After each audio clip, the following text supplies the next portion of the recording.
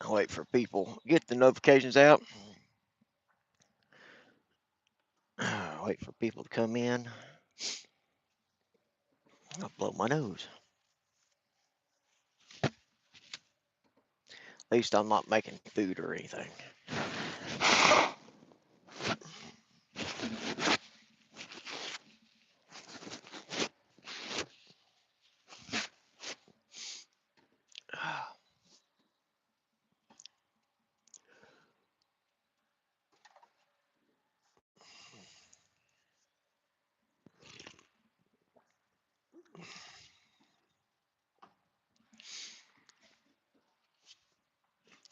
As y'all can tell, y'all catch the recording or whatever, y'all can tell I'm in a different truck.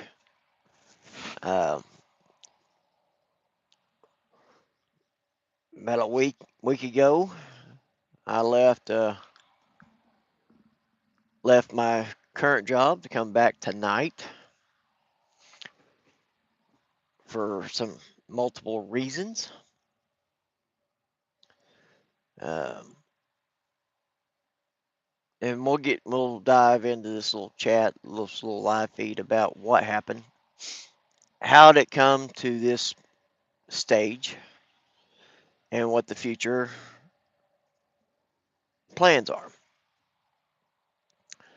Um, I started talking tonight about the first part of the year, and it wasn't even for me. It was for a buddy of mine that uh, wanted to go into get a CDL, and not it's a starter company, but there's also many of other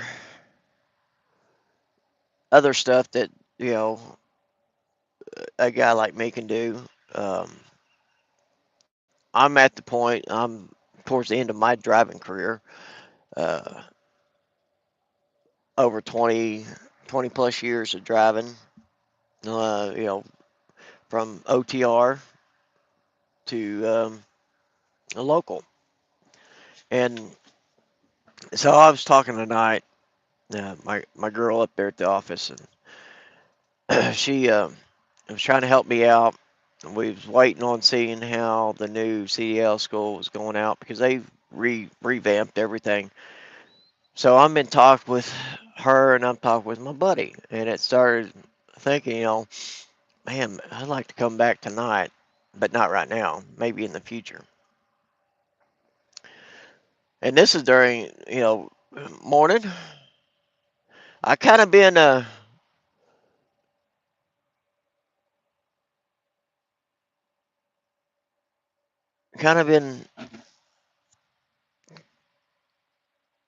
hiding a little bit, but after talking to the other two people, and he decided to go somewhere else, but it stuck in my head that hey, maybe I need to go back over the road, but I'll play that trump card later. So during feed season, we've kind of was busy. I get paid with no matter what. I get paid when I'm empty. I get paid, and I made good money last time I was here. And during feed season, I was promised a high amount of money per week, but it wasn't showing on the paycheck. Working between 14 to 20-hour days, you think that would reflect on the pay.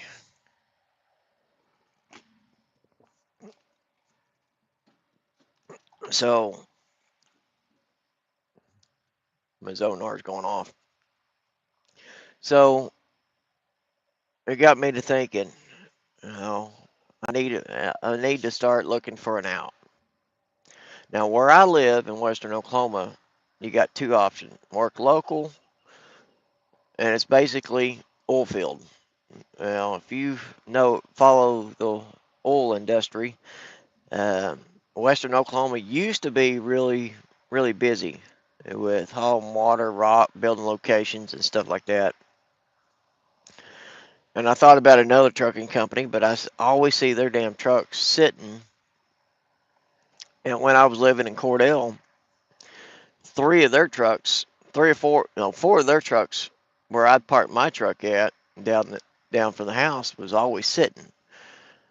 Every time I'd be off or something, so I was like, I'm not going to them because I don't like to sit. And with that being said, I started, you know, started the ball rolling. Had to get some stuff done. Had to get some stuff start rolling. So what we did, or what I did, I started talking to the recruiter once a month and kind of give her update when I'm gonna do the application, resubmit my application. We'll go back to the local job.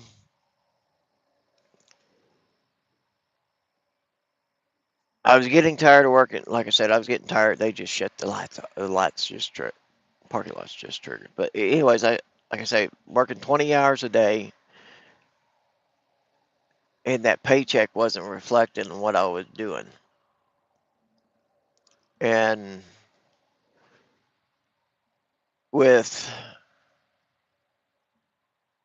he uh, my local job, had no insurance, had no benefits, no, everything was coming out of my pocket.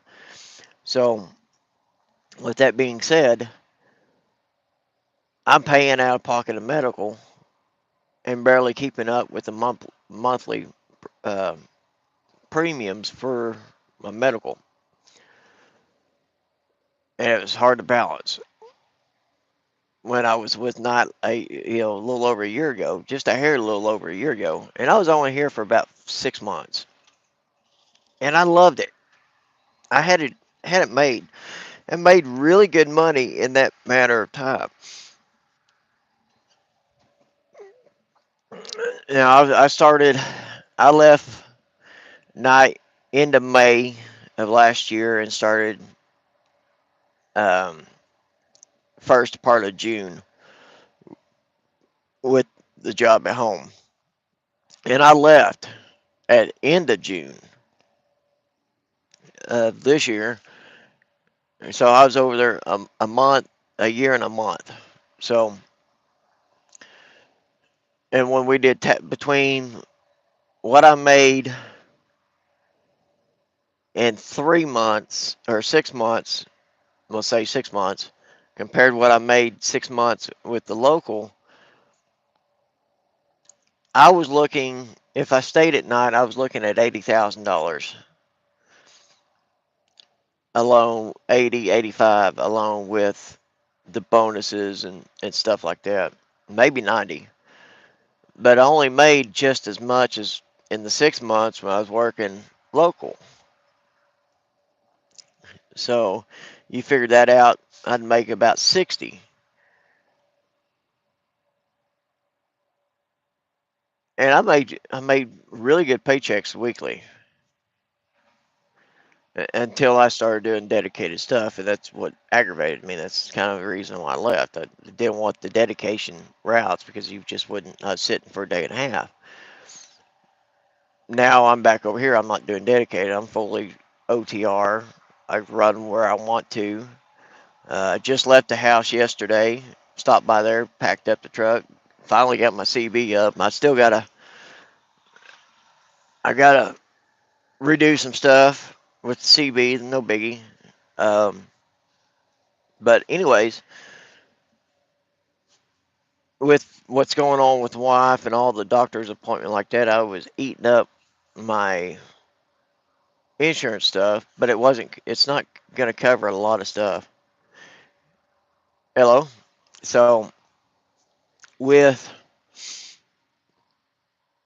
over here, they'll kick in about 60 days, because I'll have to call night or talk to night benefits deal, or get down to Phoenix and talk to the gals in the office and get my benefits going. But when you're barely, then we started, feed season kind of phased off, and the paychecks start getting littler and littler, and then we went to rock. We started building a few rock locations around Oklahoma City, and they were supposed to build quite a bit, and at least keep us busy till middle of summer, and that all fell apart. It was all right, Oilfield's coming back. Nah, they built like 3 locations. Um, Took us a couple of weeks to build it, and I made really good money hauling location rock because it paid more per ton. And that's the deal. I was getting paid per ton on the rock and the feed, and the between rock pay and feed pay, it just didn't balance up. So I've started um, this last month. I started the process. I came home, got real mad. I said I'm gonna fill out the application. That's what I did. Sent it off. Um, had to, this last month had to get final ducks in a row, and it just that last week of work. I put my 2 weeks in. That last week of work was horrible. I was always working on the truck, at least every day or every other day, or fixing the trailer. That last week, um, I got into a spare truck because we needed it for a special load to get underneath one of the spigots at a place to get a load of corn. So I jumped out of my 389 and went to a 377. And that actually set lower. So I go start that week off. I run out to Stillwater, load feed. Went out to Canadian, Texas, dropped off. Went to on the way back to Canadian to go unload. The boss man says, "Hey, I need you to go come by the house and get the reclaim kit, and I need you to go reclaim a load down in Seymour, Texas." But I go get the kit, nothing thinking of it.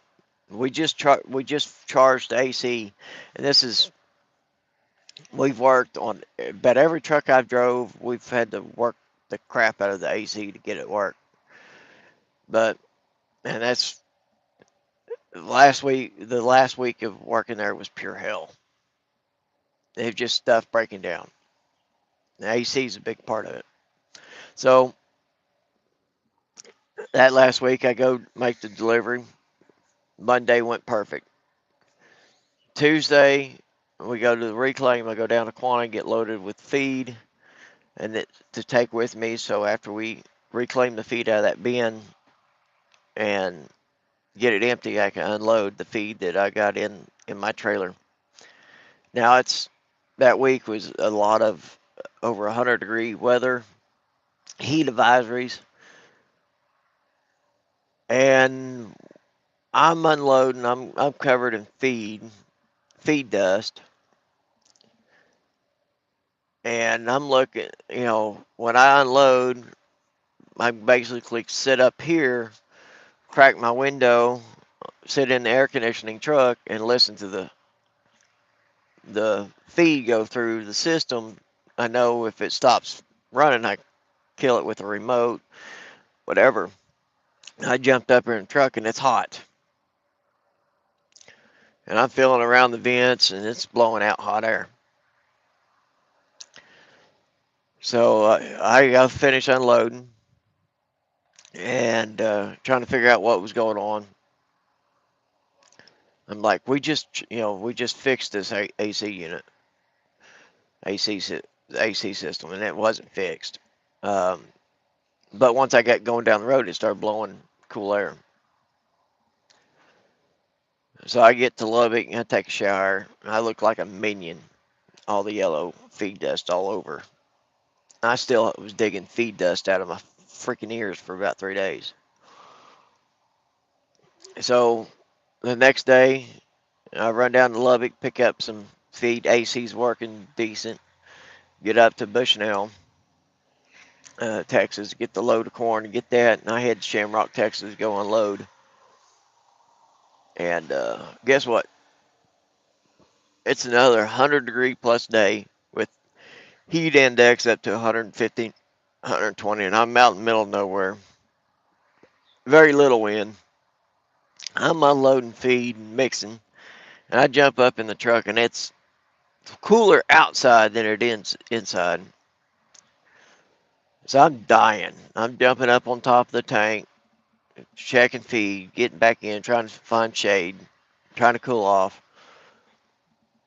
After I got that fixed, I found a water hose and I cooled myself off. I soaked myself. So as soon as I get back in cell phone service range, I call the boss man. He goes, "Oh, go get a couple of cans of Freon, shoot up in there." And that's what I did. I shot one big old can and three small ones. They were so bad I blew the check valve out of the back of the AC compressor, but it wasn't helping. So I start heading to the house, his house, and we emptied the system out, started checking stuff, and we changed the filter, Orifice filter, Orifice 2 filter out, and it worked. So I headed out to Stillwater that night, and I get unloaded, or get loaded in Stillwater the next day. And that's why I'm saying these 20-hour days, I literally start at 5 o'clock in the morning and wouldn't go to bed till about midnight or 1 o'clock before I got shut down and had to turn around and get back up the same day. So I get out of Stillwater, get loaded. I head out to Slap Out, Oklahoma. I get to go up Texas or Oklahoma Panhandle. I get up there, running smooth. I'm nice and cool in the cab. In my boom, I've got a chain system in the boom. The bottom chain spun a bearing and and broke the key off in the pump shaft, so I couldn't unload. I've only got two full compartments and a partial, maybe a quarter left. So I got to wait for about 2 hours before the mechanic shows up. The mechanics didn't bring any flashlights. I couldn't have my flashlights because I switched trucks and stuff was in the back of my pickup. So we bust ass, get that done. We got it all put together, and the race is on because I got a storm coming. So I finally got it emptied, headed back to Stillwater. I think I lay down at 2:30 that morning, got up at 4:30, went to go load, and had to go, started headed back down to Killiqua, Texas to unload that feed. And that was my last load of the week. Uh, so I was playing on Friday when I got home, take a shower, start washing clothes, start getting stuff together because next week I'm headed, last, this last Sunday I'm headed to Indy on a plane.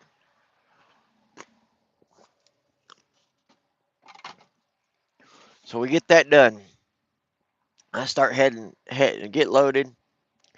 I start heading down. I get about 40 miles away, and they call me and say, "Hey, you need to come back. We loaded you with some hot feed." Now, when they say hot feed, they just made it, so it's a little warm. Well, what happened is they was putting hot feed in the bin, and they thought maybe I got some of it. But anyways, the feed was cold. Had to go back, spend an hour to unload, another 30 minutes to load. Hauled ass. I didn't even make it back to Killiqua that night because by the time I got there, it'd be 8 o'clock at night, and there's a couple of neighbors that bitch at me because it takes 3 hours to that store to unload. So I go by the house, I take a shower, I get up, or I go by the house, take a shower, eat something, and I head down to Killiqua, towards Killiqua. Stayed up in Memphis, Texas that night, and then rolled in there, unloaded, got back, took a shower, got something to eat, and we headed to waiting on my ride. We go to the city. The motel that I booked wanted an extra $150 for deposit,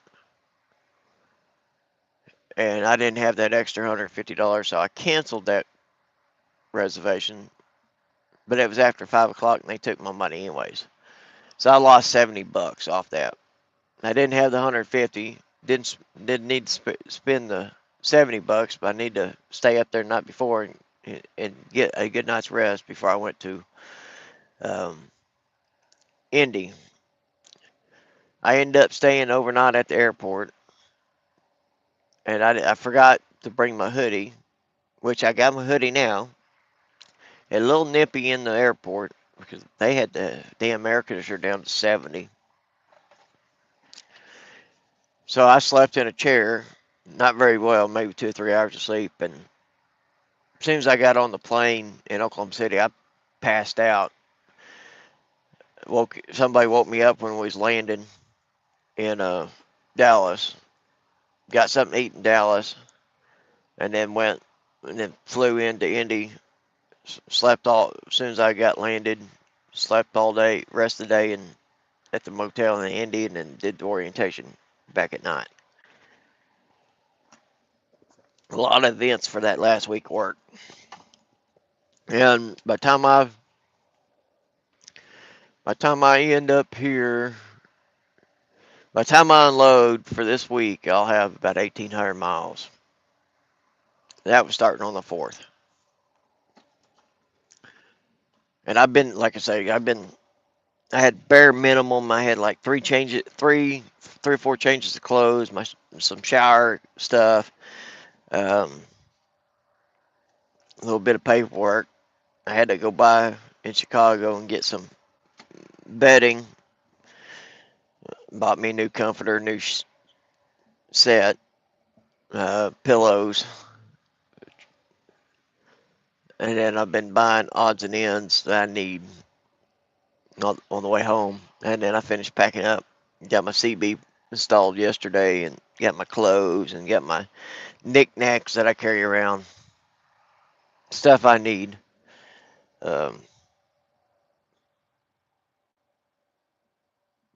So yeah, it's been a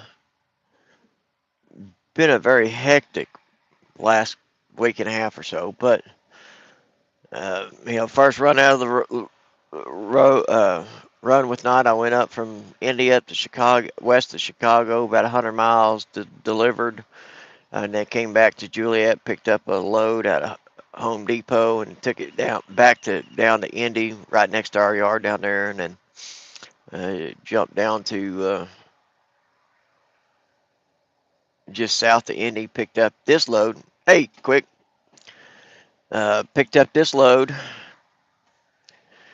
that what brought me by the house, picked up the shit at the house, and then I got to be in Lubbock at noon. I'm only an hour and 45 minutes away.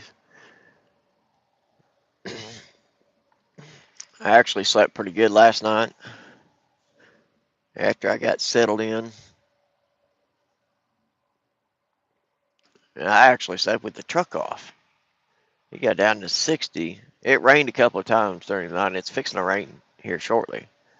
I've been watching lightning west of me.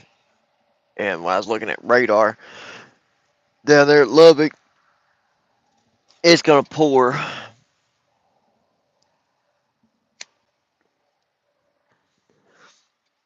But at least I've got my hoodie. I actually had to put it on this morning. I got my Carhartt jacket in case it rains, so I don't get wet. Me and Quick was on the phone yesterday, and where he was delivering up their store, he was talking about raincoats, rain suits, rain slickers. And I think you're on a point. I think we need to buy us some. Get some custom made ones.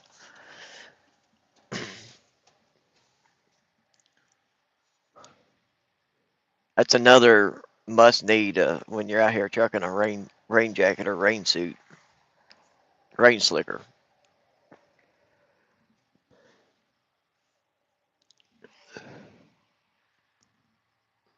Like I say, I got lightning. It's lightning.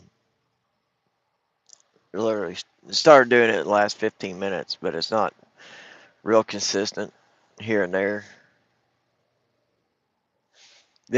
I'm getting part of the.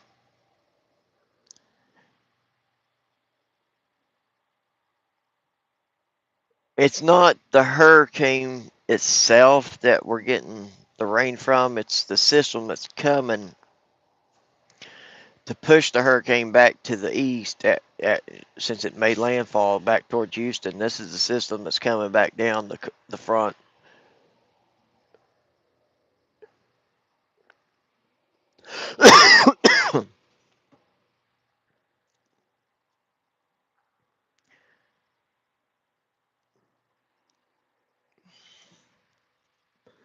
I may hook up my mount, put my other mount, put it up there to let y'all watch.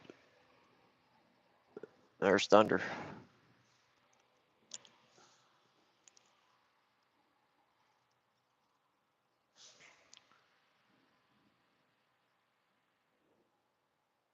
I'm at a new Cisco store they built last year. Big old parking lot. It's like never full. No matter what time I've been through here during feed season, you always got about 50 parking spots in here. I like their coffee. I've drank a lot of their coffee last year when I was down there in Vernon doing rock. Man, since I've still got a bunch of free coffee points, I ain't spending no money on coffee.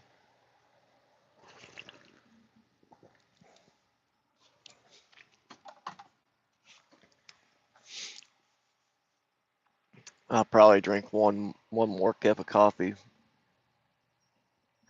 before I take off.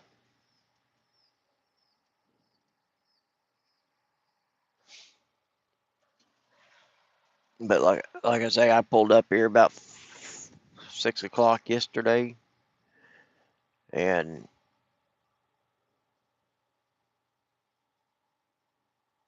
there's still as many parking spots that are empty that are when I left.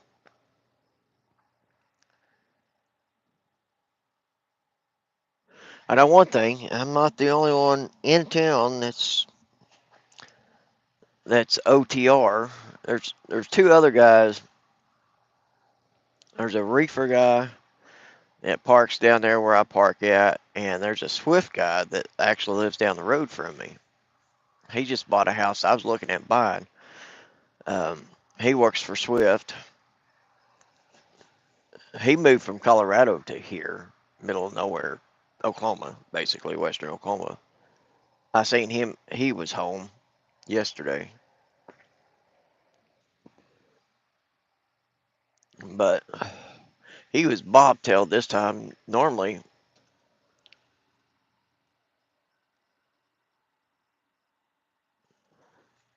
somebody's playing with their GPS. Normally, I see him with the trailer. Now, once I get some trees cut, I can back my truck in the driveway. I sent quick a picture of my driveway. I got a pretty good sized driveway. I can fit a truck and trailer there. I just got some low lying tree limbs that I need to cut. And once I get that cut, I can back the truck and trailer right in my driveway, and I don't have to. I can keep an eye on the truck and trailer right there at the house. It just won't allow me to go out the driveway where the truck is.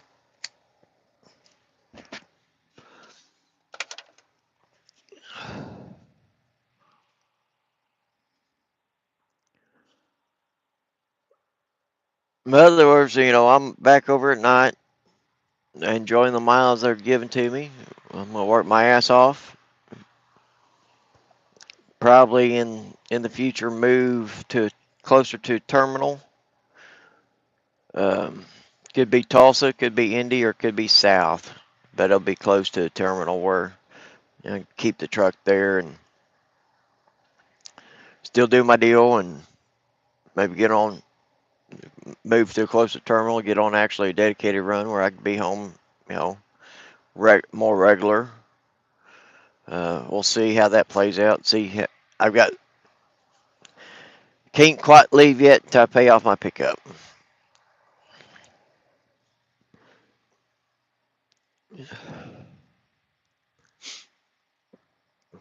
Maybe if I hit my bonuses and stuff, I could pay off the pickup quicker.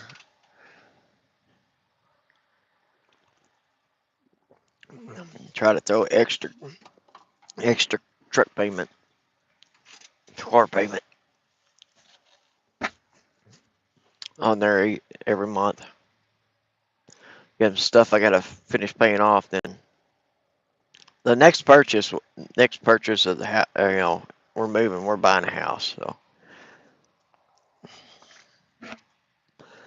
I want to be able to have room to park my truck and have room if I'm going to build the driveway and all that. I already know how much it's probably going to cost for rock, so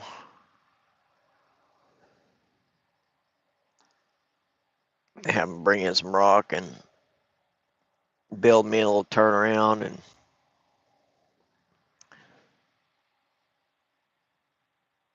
if I get a big enough place, I'll build me a big enough driveway, put a couple of trucks in there.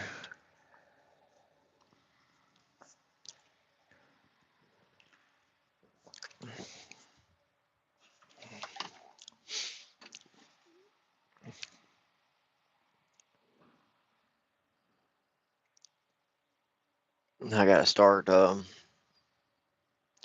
charging my tablet right now because I've been having docking issues. You figured after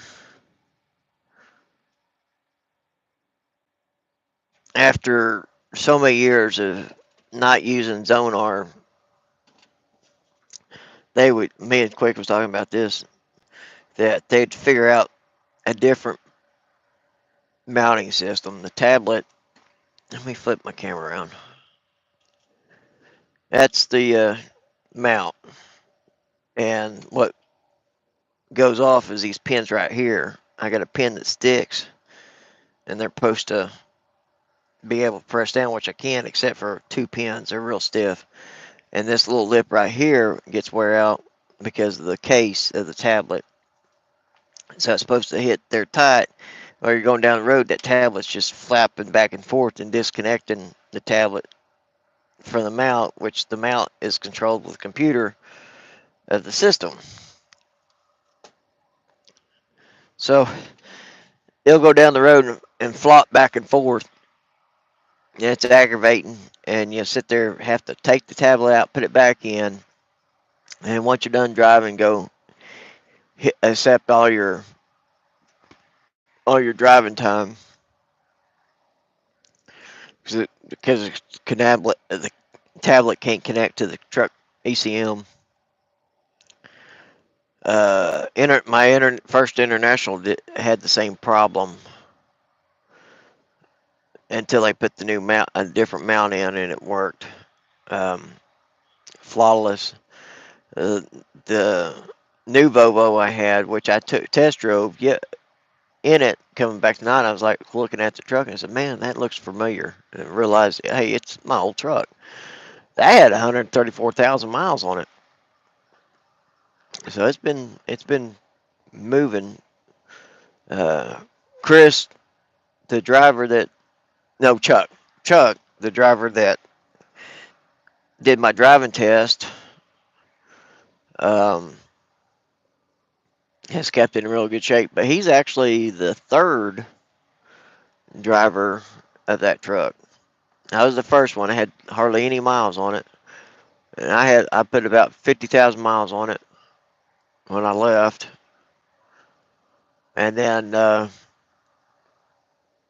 50, 60,000 miles afterwards. It's really lightning back there. Um, yeah. And then this truck has almost 300,000 miles on it. It's a 21. It's got its quirks, but it gets really good fuel mileage. Engine's broke in real good. It's got a Volvo engine in it. I was impressed with the last truck. It had a Volvo engine in it. It had a lot of torque, and because it was still new, it still haven't been broke in. This one here, sometimes coming down here, I was getting 10 miles a gallon. I'm getting between 8.5 to 10, depending on what section of road I'm on. But I only weigh 4,000 pounds. I got auto parts on going to O'Reilly's DC down here in Lubbock.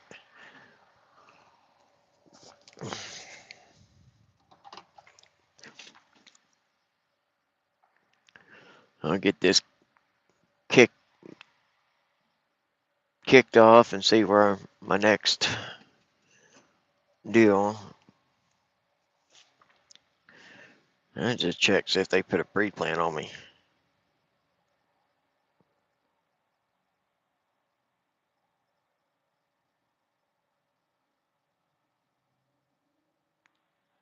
Where's my truck?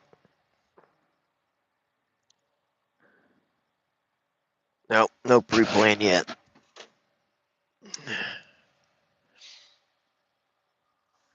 I'll call the office later and find out.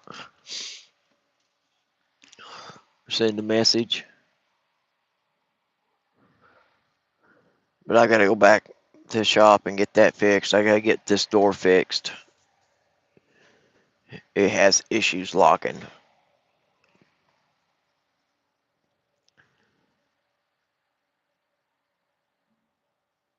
But I have to say, you know,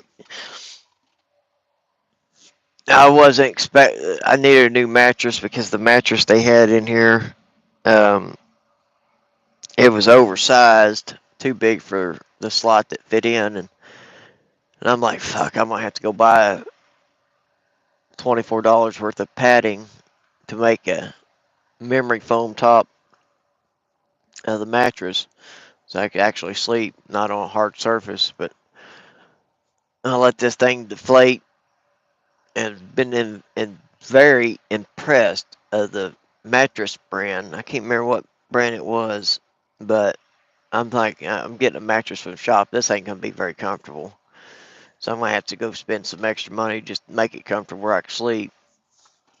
I don't have to buy a pad for this one. This is actually feels like my bed mattress at home. It kind of it kind of feels like a memory top because we've got a super. It's called a super pillow top, which has got a pillow top front. 6 inch, no, 4 inch pillow top with a 6 inch memory foam underneath it, and then you got springs. And I can lay in that bed and be out in 5 minutes. And this is the same thing. I can lay in the bed and be out pretty much same amount of time. I lay down, I'm out. It's very comfortable.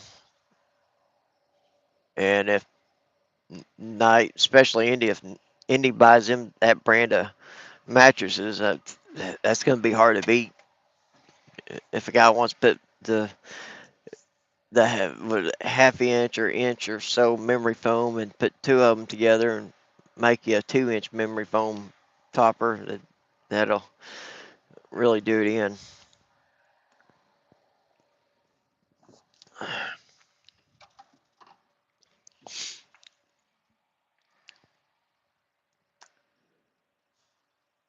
But hell, I've been on here long enough. I'm going to jump off here. Y'all have a good day. If you're made it this far in the recording, uh, don't forget to hit the like and subscribe and hit that notification bell icon. I'm out here. Be careful. Be safe. 42